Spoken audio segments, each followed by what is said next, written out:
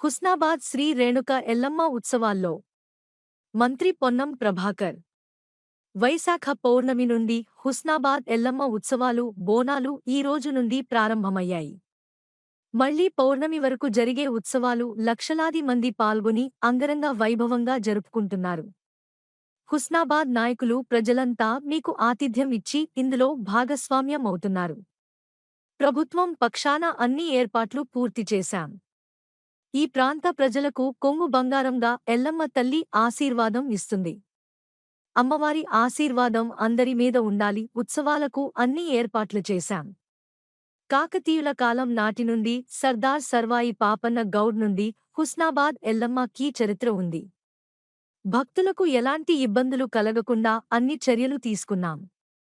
హుస్నాబాద్ నియోజకవర్గం అంతా మంచిగా ఉండాలని కోరుకున్న ఎల్లమ్మ ఉత్సవాలకు ఎలాంటి ఇబ్బందులు కలగకుండా అన్ని చర్యలు తీసుకుంటామని బోనాలు, పట్నాలు, ఒడిబియ్యం కార్యక్రమాలు జరుపుకుంటారు. అందరూ సుభిక్షంగా ఉండాలని ఎల్లవ్వ తల్లి ఆశీర్వాదం అందరి మీద ఉండాలని వేసుకుంటున్నా.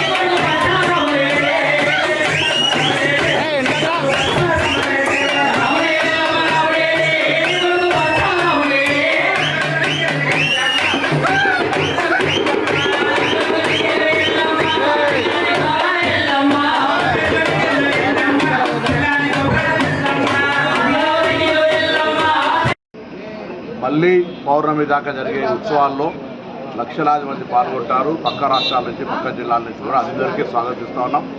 అన్ని రకాల ఏర్పాట్లు ప్రభుత్వ పక్షాన, అధికారుల పక్షాన అన్ని రకాల అంశాలు ఇక్కడ చేయబడుతూ ఉన్నాయి.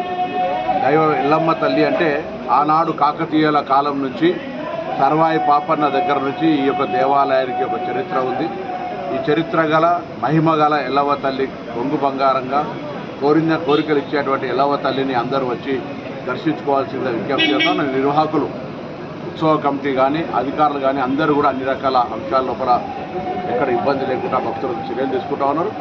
బోనాలు వేసినా, పట్నం వేసినా, దేవునికి మొక్కిచ్చినా, ఏ ఓడిబియ్యం పోసినా అన్ని రకాలుగా వేడుక లోపల జరుపుకొని మీ బంధుమిత్రులందరినీ పిలుచుకొని హుస్నాబాద్ పట్టణం అంతా కూడా, హుస్నాబాద్ నియోజకవర్గం అంతా కూడా సుభిక్షంగా ఉండాలని అందరూ కోరుకుంటూ, బంధుమిత్రులు అందరూ పిలుచుకొని ఒక వేడుకగా జరుపుకోవాలని కోరుకుంటూ, తప్పకుండా ప్రభుత్వం నుంచి కూడా అన్ని రకాల చర్యలు తీసుకుంటాం. ఈ ఉత్సవాలకు ఇబ్బంది లేకుండా ఆ ఎల్లవ్వ తల్లి ఆశీర్వాదం అందరి మీద ఉండాలి.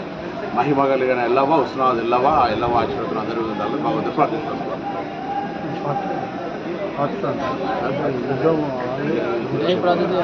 అది మంచి పాయింట్. తర్వాత